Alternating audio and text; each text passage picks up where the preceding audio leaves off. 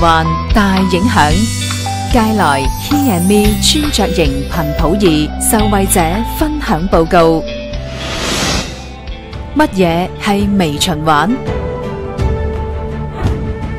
微循環係人體細胞與細胞物質交換、微動脈同微靜脈之間嘅血液循環，為細胞供氧、供血、輸送必需營養能量，同時排出有害廢棄物質，如肌酸、乳酸、二氧化碳等。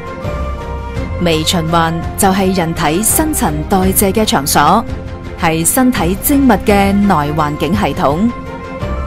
微循環一旦唔通暢，就好似稻田嘅水渠堵塞，禾苗得唔到水分就會枯死一樣。身體臟器亦會因為新陳代謝唔正常，以致百病叢生。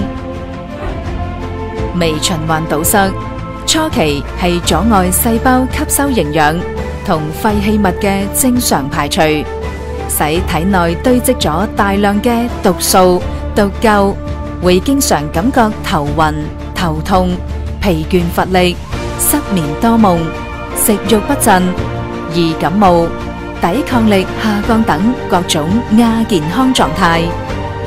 當今亞健康人群越嚟越多，已經成為普遍現象。不拘年齡，微循環阻塞到一定嘅程度，身體就好似裝上咗不定時炸彈，遲早要爆發各種嚴重疾病。